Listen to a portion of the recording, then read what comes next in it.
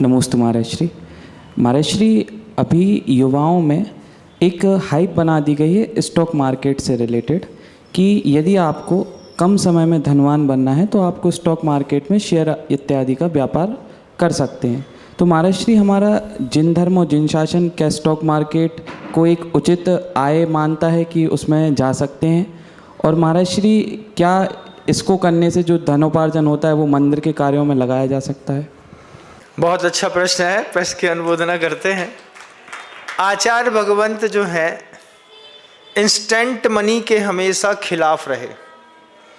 आचार्य भगवंत कहते थे हमेशा कि जिस व्यवसाय में आपको मेहनत नहीं करनी पड़े और आपको पैसा मिले वो व्यवसाय झूठ का, नियम से चोरी है, हिंसा है।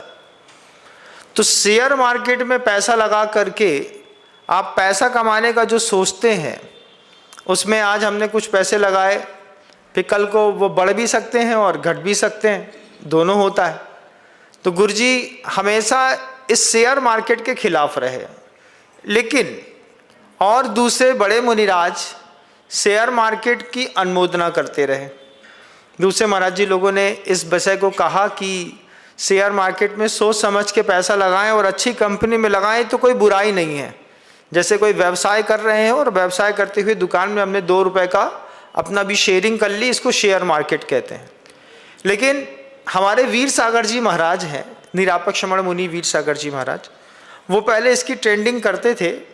वो हमेशा एक ही चीज़ बोलते थे, शेयर के मार्केट में आप कितना भी पैसा लगा लीजिए, लास्ट में आपको हाथ में कुछ बचेगा नहीं। शेयर मार्केट में सिर्फ ब्रोकर कमाता है, 2% यहाँ से कमाता है, 2% वहाँ से कमाता है, उसको 4% मिलता है। और जो शेयर में लगाता है वो लगाने वाला आज भले कमा भी ले, लेकिन एक दिन ऐसा आता है कि जितना आता है उतना उसका चला ही जाता है। बिल्कुल जुआ है। आप किसी भी कंपनी का एक शेयर ले लीजिए, आप उसके बाद पगला जाएंगे। अडानी विल्मर का एक शेयर ले लीजिए, अडानी पावर का एक शेयर ले लीजिए। अडानी विल्मर का शेयर ले लिया आपने 450 रुपये का, 300 रुपये का खरीद लिया, 400 का, 500 का खरीद लिया। अब आप सो के उठेंगे, उठते ही साथ सबसे पहले देखेंगे आज रेट क्या हो गया, फिर शाम को एक बार फिर देखेंगे कुछ बढ़ा क्या, दोपहर में भी एक बार। जैसे 3 बार साधु प्रतिक्रमण करता है ऐसे 3-4 बार आदमी फिर दिन भर में शेयर का रेट देखता है। और अगर मान लीजिए आपने 8-10 कंपनी का शेयर ले लिया तो आपके दिन के 2-2.5 घंटे जो हैं वो सिर्फ शेयर की रैंकिंग को चेक करने में चले गए। और जहां कहीं भी रेड मार्क के साथ डाउन दिखाया, धक धक धक धक धक धक, क्या हुआ, 2300 का खरीदा था 1700 बचा। दूसरे दिन सोचता है अरे यार 1700 बचा, दूसरे दिन 1300 बचा, अब तो धक्का ही लग गया।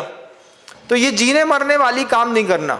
आचार्य जी कहते थे इतनी मेहनत करो जिस मेहनत के करने के बाद शाम को जब बैठो तो लगे कि मेहनत भी जोरदार हुई, शरीर भी स्वस्थ रहा, धन भी पर्याप्त मात्रा में आया। आचार्य जी कहते थे कुएं में झिर खोदो। जो रेगुलर मतलब रिटेल काउंटर होता है, रिटेल काउंटर के लिए गुरुवर कहते थे हमेशा कि रिटेल काउंटर कुएं की झिर जैसी हैं, चारों तरफ से थोड़ा थोड़ा पानी रोज आता है, ये थोड़े थोड़े पानी आने वाली व्यवस्था बनाओ। ये शेयर मार्केट वाली व्यवस्था जो है एंड टाइम में आदमी को धोखा जरूर देती है। और सबसे बड़ी बात, शेयर मार्केट वाला मोबाइल में इतना घुस जाता है, तुम किसी कंपनी के सिर्फ 15 शेयर खरीद लो, अब दिन में 3 बार तुम उस शेयर को जरूर देखोगे, 4 बार देखोगे। रविवार के दिन बंद रहेगा ना तो पूरे रविवार के दिन बेचैनी लगेगी, आज तो बंद है, अब वो वहाँ पे बारिश भी हो रही है, फिर वहाँ युद्ध भी हो रहा है, पता नहीं मेरे शेयर का क्या होगा।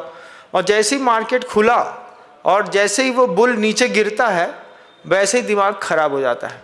तो कृपया ऐसे घातक विचारों से दूर रहें। मैं तो ऐसा मानता हूँ, मैंने हमेशा गुरुजी के आदर्श को जिया है, आज भी वही बात कहूँगा कि हमारे गुरुजी हमेशा जो बात कहते थे वो बहुत दूर तक सत्य साबित होती थी। हम शेयर मार्केट से दूर रहें तो बहुत अच्छी बात रहे। महाराज श्री जो ग्रेन मर्चेंट्स रहते हैं, गल्ला व्यापारी, उसमें ही महाराज श्री जो उनका मार्केट रहता है वो भी ऊपर से नियंत्रित होता है, जिसमें जो प्राइस फ्लक्चुएशंस होती हैं वो देखने को मिलती हैं। हाँ। तो क्या भी मतलब वो व्यापार भी अनुचित है क्या? हाँ, उसमें भी देख लीजिए। अब मान लीजिए किसी ने 500 बोरा धनिया खरीदा, अब बेचने वाले के पास धनिया है नहीं, खरीदने वाले को धनिया लेना नहीं, बस हमने 10% रकम दे करके उसको रोक दिया, बुक कर दिया, फलानी तारीख में 500 बोरा धनिया 3200 के भाव से। अब जब होगा तो देखा जाएगा। जुआ के अलावा और क्या है ये? शुद्ध जुआ है। अब इसी से रेट इसलिए कंट्रोल होता है कि भले मार्केट में वो चीज़ हो या नहीं हो, लेकिन ऑनलाइन बाज़ार में इतना ट्रांजैक्शन होने के कारण ये लोग आपके घर का गेहूँ, आटा, चावल का रेट बढ़ा देते हैं। आप किसी एक जीन्स को शेयर मार्केट से और ट्रेंडिंग से बाहर कर दीजिए, गेहूं को या फिर धनिया को, जीरा को, किसी को बाहर कर दीजिए। लोकल मार्केट में उसकी कीमत तो देखो, अभी 200-250 रुपये, 300 रुपये जीरा बिक रहा है। शेयर मार्केट से उसको बाहर कर दो, 130 रुपये में आकर के रुक जाएगा। पूरे देश का भला होगा। कुछ जैसे शक्कर है, शक्कर में शेयर मार्केटिंग नहीं चलती। क्यों? शक्कर को उसमें डालेंगे तो ये 4400 रुपये की शक्कर जो है ना, लोग 5500 रुपये ले जाएंगे, 6000 रुपये ले जाएंगे, बोले जितनी है सब हमको दे दो, हमको दे दो। तो जुए के मामले में हमको हमेशा पीछे रहना चाहिए। और जो जीन्स उसमें चढ़ी हुई हैं, सरकार जब किसी चीज़ की शॉर्टेज देखती है तो उसको उससे लिस्टिंग से बाहर कर देती है, और जैसे ही बाहर करती है तो उसके रेट कंट्रोल हो जाते हैं। तो मैं तो ऐसा समझता हूँ कि सरकार भी इसमें कुछ ले ही रही है। सरकार को भी तो 18% का टैक्स मिलता है ना उसमें, तो वो भी अपना टैक्स कमा रही है। ओवरऑल हमको शेयर मार्केट से दूर रहना है, अपना खुद का पुरुषार्थ करिए बहुत अच्छा, और अपना अच्छा जीवन जीजिए, बहुत अच्छी बात रहे।